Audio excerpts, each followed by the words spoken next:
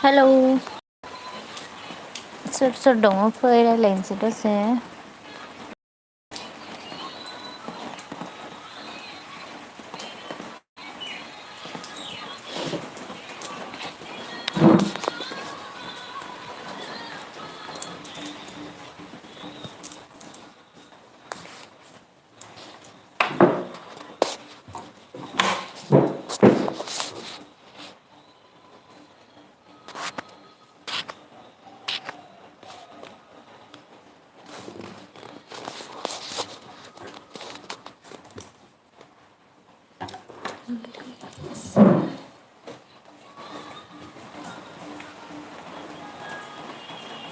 हाय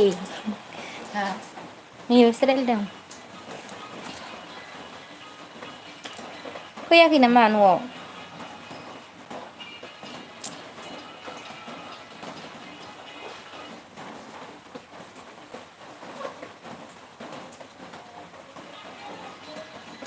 दिदोम block hi hello'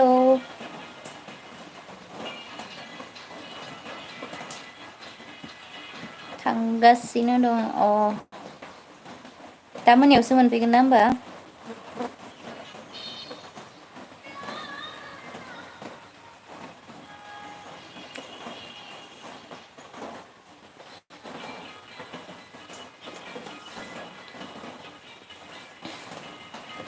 मासिम मोनखो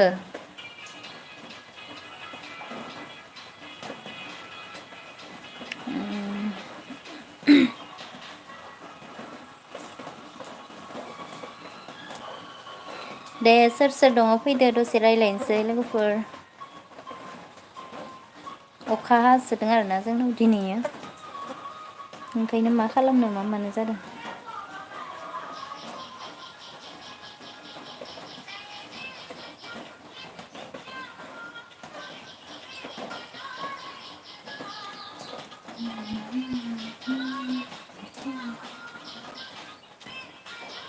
एन मुसारि ढेकियाजुलि बारदों अ दिदोम ब्लक स्कुल गैया नामा मेम दिनै स्कुलाथ' दंमोन ओमफ्राय हाफ सुटिखाय आं थाङाखै आरोना ओमफ्राय दिदोम ब्लग नों आंखौ सिनायखायो खोमा आङो नोंखौ सिनायाखै आरोना सोरमोनथाय जिहेथु नों आंनि स्कुलनि सोमोन्दै सोंदों नालाय ओमफ्राय दिनै हाफ सुटि जायोना ओंखायनो थाङाखै आङो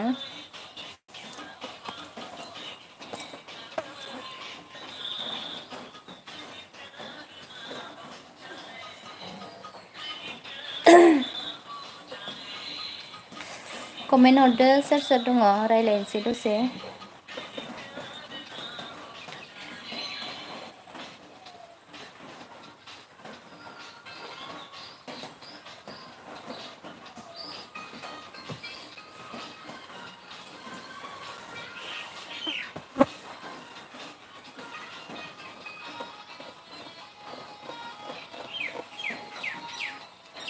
आंखौ सिनायनाय नङा मेमा आं दैमालुआवसो फरायो अ थेंक इउ आंनि ब्लगाव जइन जानायनि थाखाय दैमालुनि स्टुडेन्ट नामा नोङो बेसेबां क्लासाव फरायो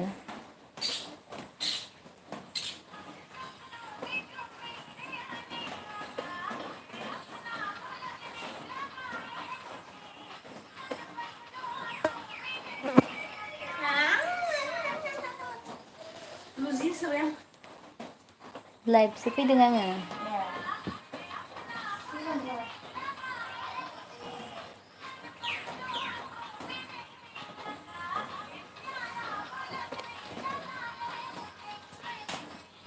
आं मेट्रिक होखांबाय अ थिगानो दे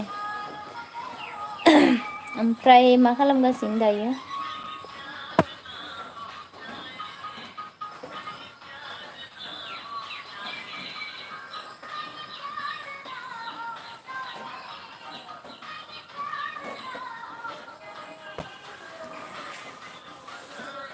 देग्लायसो होदों नामा मेट्रिकआव दिदोम ब्लक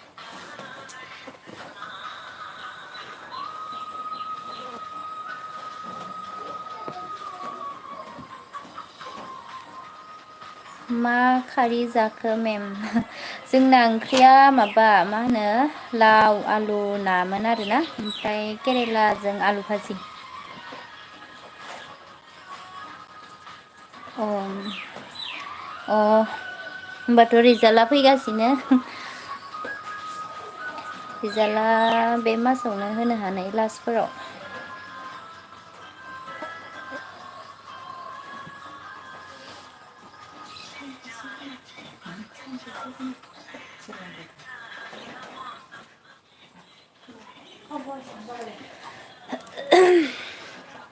ओमफ्राय नोंस्रालाय मा ओंख्रि जाखो?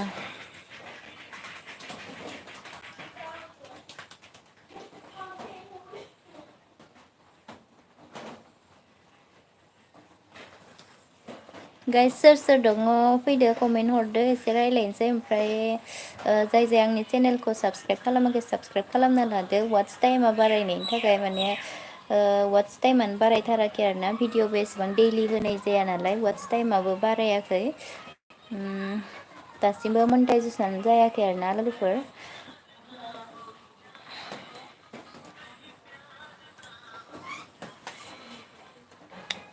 दिदोम ब्लक सबाइजो अमा बोथिसेमोन मेम। अ गोथाव दे।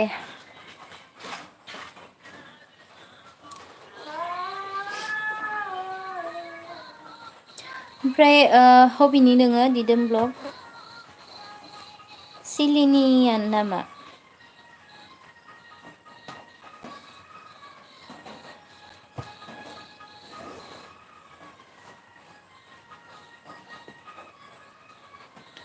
सिलि अ सिलि मा गामिबा?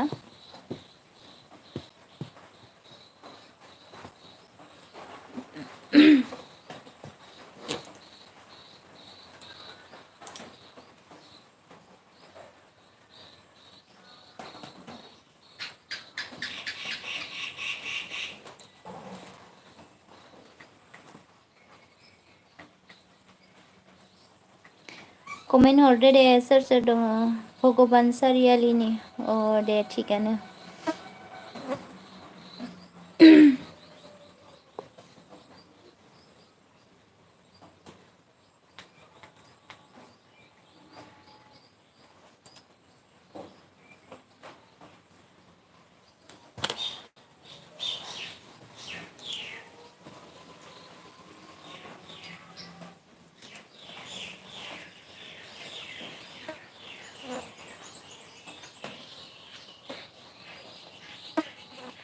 अखा हानायखाय मा खालामनो जानानै दसे फैबाय आं लाइभआवनो।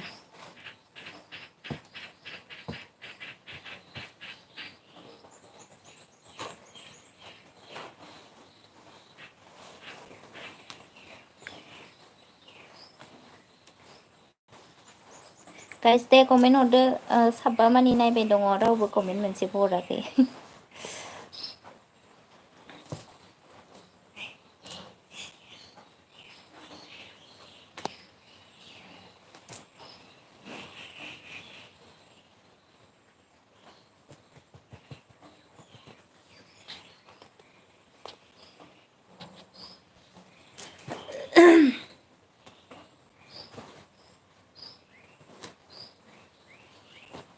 एन मसाहारि थांबाय नामा?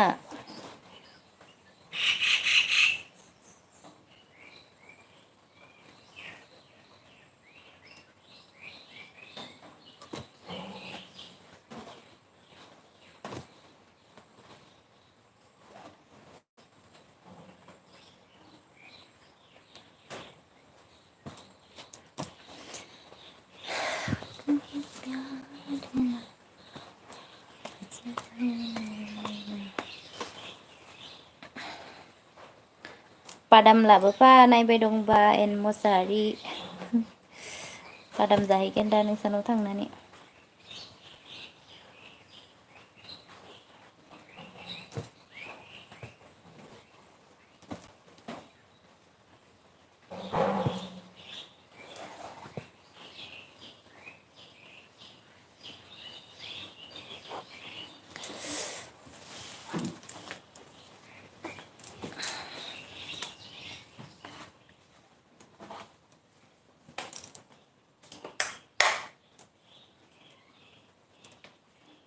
मेमा मा गामिनि आङो सिमेन्ट हांमा होनो आरोना जोंनि गामिखौ हांमानि आङो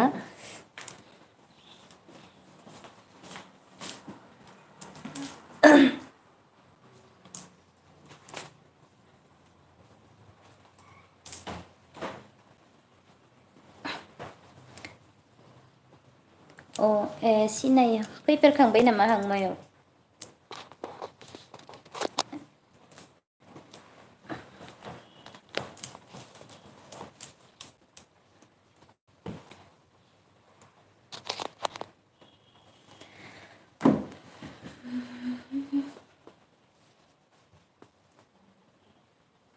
आं थांफेरबाय अ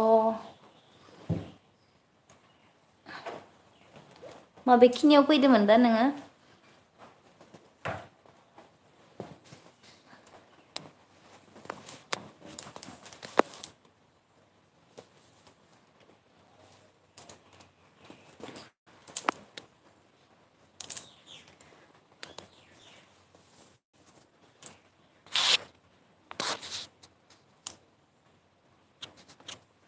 एगार'था साराय एगार'था जासिगोन टाइमा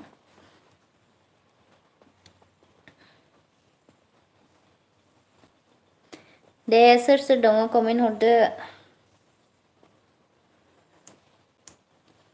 ओरैनो ला बेरायदोंमोन लोगोनाव थांनायाव अ बेरायनांगौ मालाबा फै इथिंजाय बेरायनो हागोन हाबनो हागोन जोंहा न'आ लामा खाथियावनो आरोना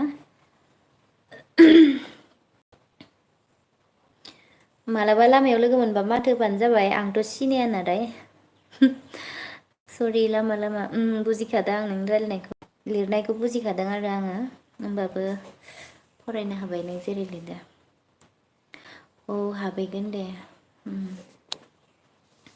हाबफैबानो जाबाय मालाबा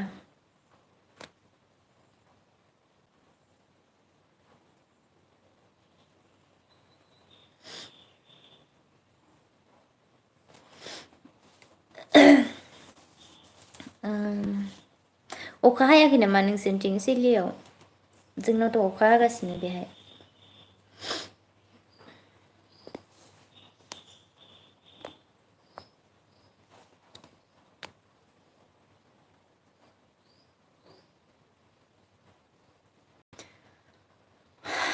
लाइटआ माबा ख्लाब ख्लाब ख्लाब मोफ्लामदों हादोंमोन दा हाथ'वाखै नोंसोरनिथिं एसे खम हायो सिलिखिनियाव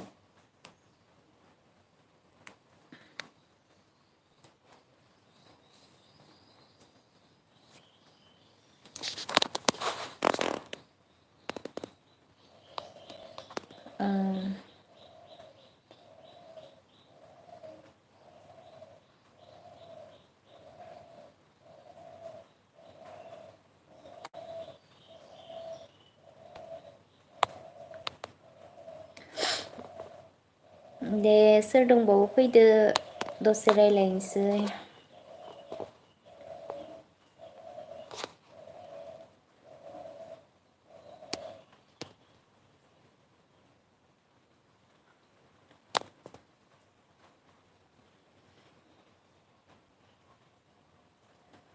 बारा गोबाव थाया आरोना आङो दसेल' मा खालामनो मा मानो जानानै दसे फैबाय खोब थाबा आधा घन्टासोनि एसे बारा थागोन आरो लाइफआव बाराबो थाबाय थानो बायो बाराबो रायज्लायबाय थानो बायो मेमलाहा माइ गायगोन दैज्लां सफैथारसिगोन माइ गायगोन ना दैज्लां सफैथारसिगोन औ दैज्लाङाथ' सफैसिगोनानो गायनायाथ' गायगोन खोमा देग्लाय बिदिनो जोंहा मालाबा बोसोराव गायो मालाबा बोसोराव गाया बिदि आरो ओमफ्राय बोसोरनैसोआ गायगासिनोमोन ओमफ्राय देग्लायबो गायनो हागौ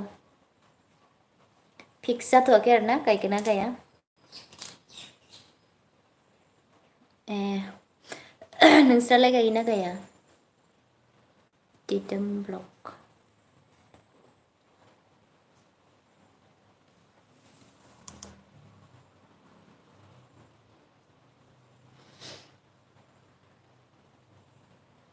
गायो अ गायनांगौ आजिखालि माइ गायाबा माखो जानो जायोना माइरंफोरा बिराद दाम जाथारदों माथो बाजारफ्राव।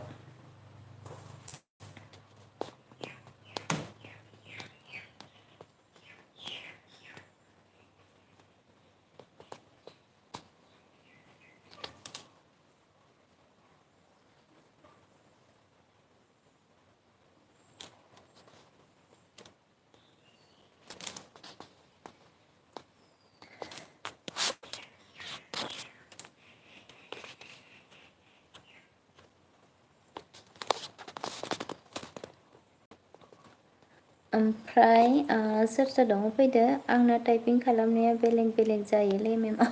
जेबो नङा दे जेबो नङा। बुजिबानो जायो टाइपिं खालामनो एसे एनैया भुल जाखायो मालाबा मालाबा। ओमफ्राय ओरैनोथ' खबरा मोजां ना?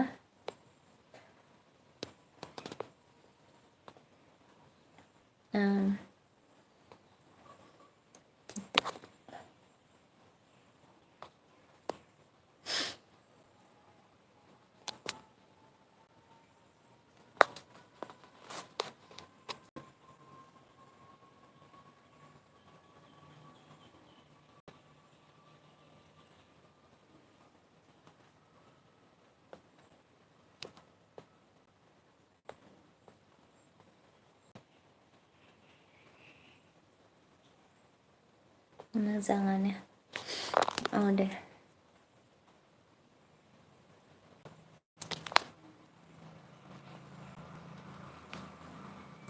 दे सोर सोर दङ हरदो।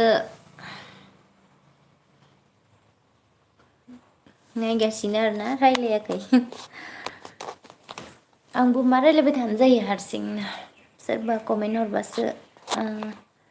मेम नालाय मारै आंनाबो बिदिनो मोजाङानो मोजां गाज्रि गेजेरावनोसै आरो। दंलाबायो।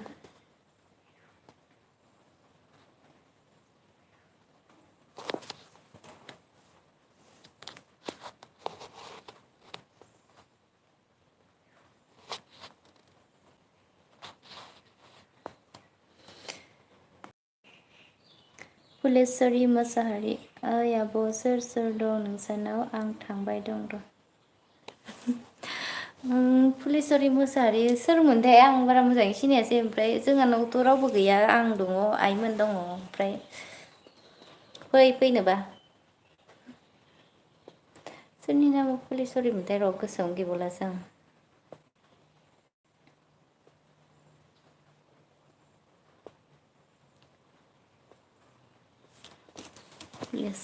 फुलेस्वरि।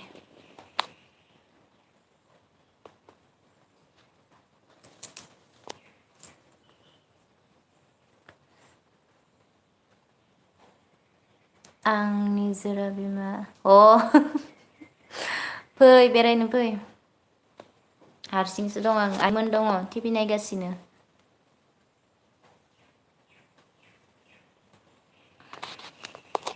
थानो बानानैसो लाइट फैदों आङो ओरैनो थाबाय थानो बानानै।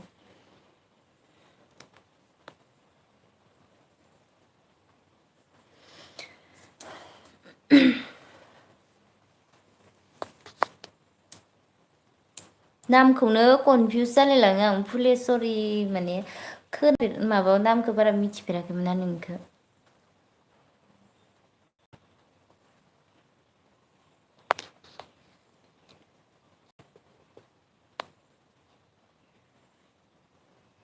मेम मोनना साबैसे स्टुडेन्ट मेट्रिक होदोंमोन जोंना माबा 14 जन होदोंमोन। फुलेस्वरि मोसाहारि फै बेरायनोबा। दिदोम ब्लक नोंसोरनालाय साबेसे होदोंमोन लोगोफोरालाय?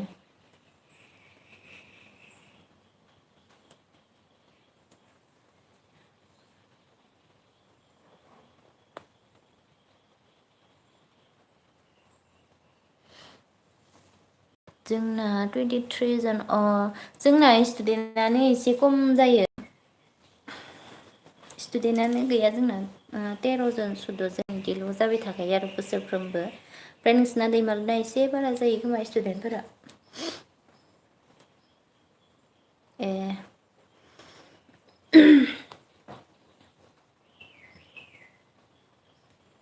ओमफ्राय नों आंनि ब्लगखौ नायबाय थाखायो नामा? दिनै फार्स्ट टाइम जइन जादों नामा नों आंनि लाइभआव दिदोम ब्लग? माने लाइभखौथ' इमान इसिबां फैखानाय जाया, ओमफ्राय ब्लग नायोना नाया नों आंनि?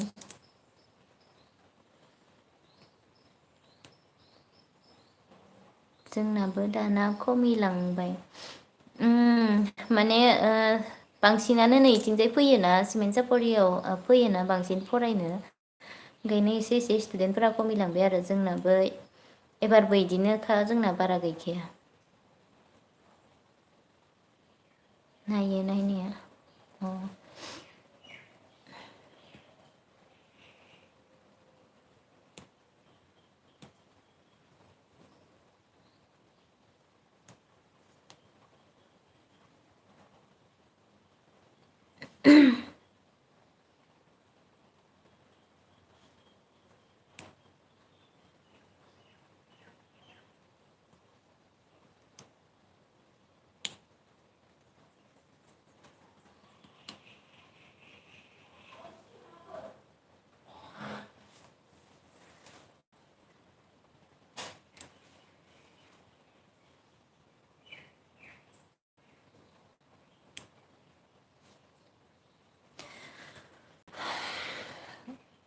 मेम मोनहा साबेसे दं? जोंहा न'आव ना बुरजाथार जोंहा मानसिफ्रा। साबैसे होनना बुंबाथाय टटेल 10 जन जायो आरोना।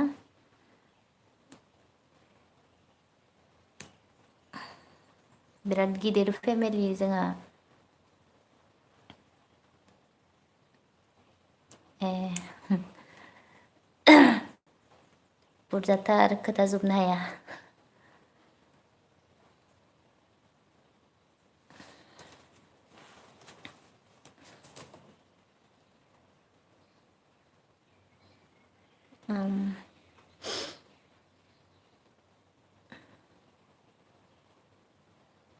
ओमफ्राय दिदोम ब्लग नोंसालाय साबेसे?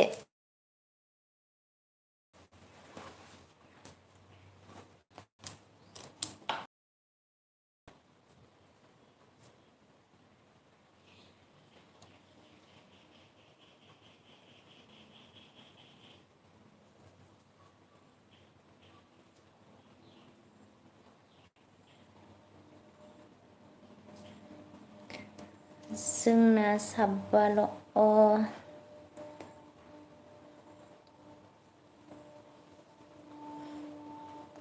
साबबा स्मल फेमिलियानो मोजां दे, साबबाबाबो थिगानो। जोंहाना आरो 10 जनखा, नोंसानि साबबा बारा। ओमफ्राय सोर सोर साबबायाव? नोंसा आइ बाबानिफ्राय आरो बिदा फंबाय साबेसे?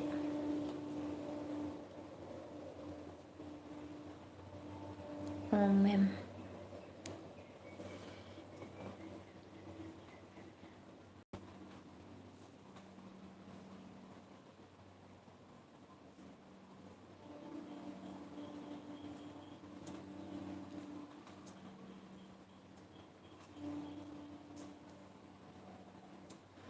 बिदा बिनानाव आं आइ आफा। अ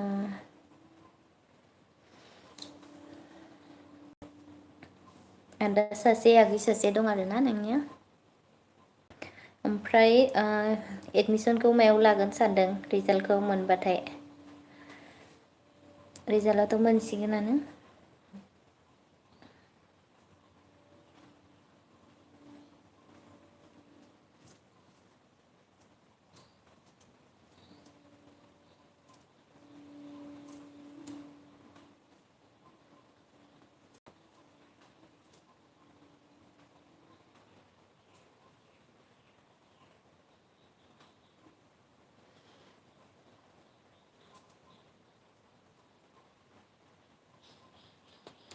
रावबो गैला नामा लाइफआव जइन जानाय? कमार्सआव लानो सानदोंमोन साननाया। थिगानो दे, नों जेराव गोसो बेहायनो लाबानो जाबाय। माने नोंनि हानायनि सायावसो दिपेन्ड खालामो नालाय, नोंनि गोसोनि सायावसो नों मायाव लानो। जेरावबो कमार्सआव लायोना आर्टसआव लायोना साइन्सआव लायो, नोंनि हानायनिसो खोथा आरोना। कमार्सआवबो मोजाङानो।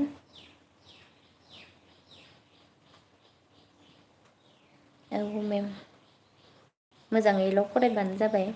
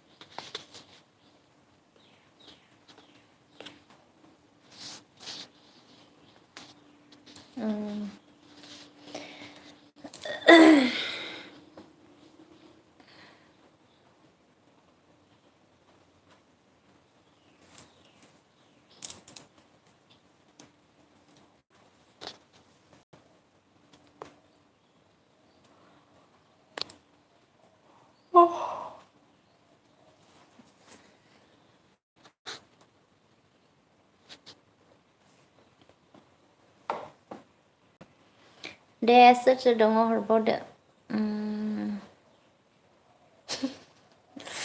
सोरजिला मोसाहारि मा सावरायनो आंहा टाइम गैथ'वा बारहुंखा फैसोगारदों। आयु मा मैया इमान अखा हाबाय दिनै आरो बारहुंखा थांलायबाय नोंसोरनिथिं।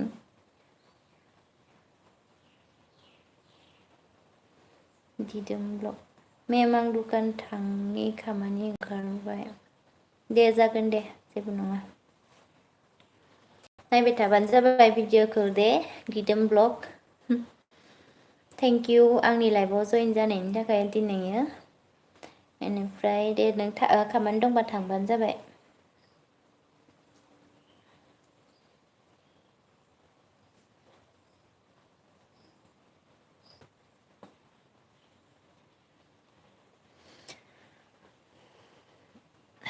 औ मेम दे होमबा बाय।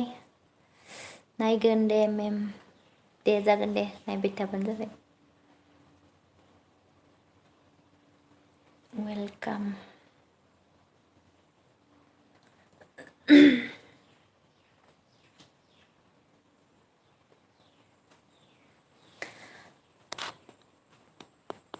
27 मिनिट जाबायानो आरोना दसे थाबा लाइभखौ अफ खालामनोसै ना आङो बारा गोबाव थाबाय थाला।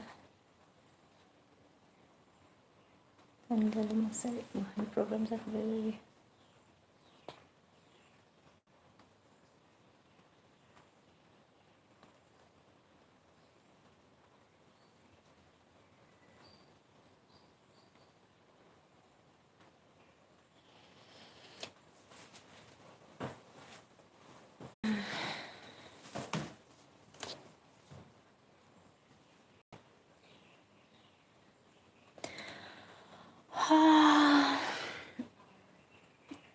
कमेन्ट हरदोलाय सोर सोर दङ लोगोफोर दसे रायलायनोसै नङाबा अफ खालामसै आं 20 मिनिट जाबाय 30सो जाबाथाय अफ खालामसै खोमा बारा गोलाव गोलावबो रायलायबाय थानो बायो।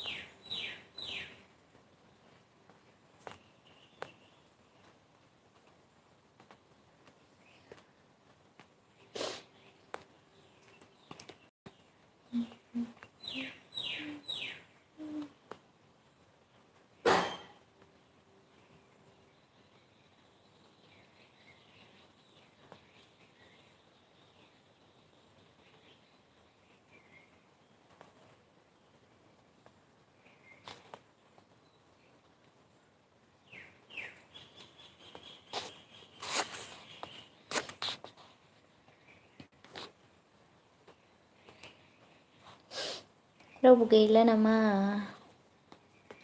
सोर सोर दंबावो दे माबा मोनसे बुंहरदो।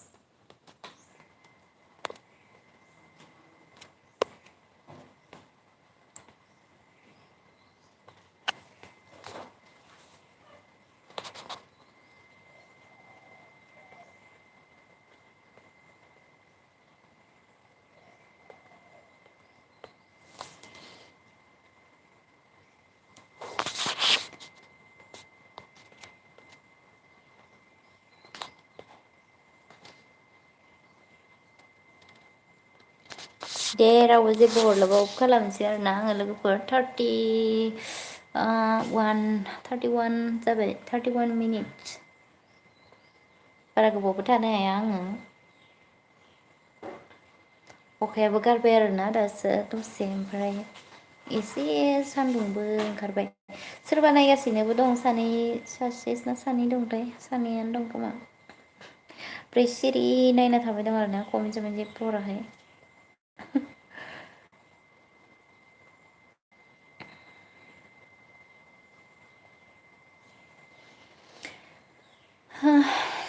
दोनथ'नोसै दिनै एसेयावनो बाय बाय ओमफ्राय मालाबा दसे फैबावगोन आरोना दसे बिदिनो लाइभ नोंथांमोनहा नायबाय थाबानो जाबाय लाइभ फैबाबो जयेन जाफैबानो जाबाय रायज्लायनो लुगैयो आरोना बयजोंबो दसे बिदिनो लाइभआव रायज्लायबा मायाव रायज्लायनो लोगो मोनलायाना गोजान जायो नालाय ओमफ्राय बारा बयखौबो खाथि नङाबा बयखौबो लोगोखौनो मोनलाया ओंखायनो लाइभआवनो दसे रायज्लायनो लुगैनानै दसे फैयो आरोना आङो मालाबा ओमफ्राय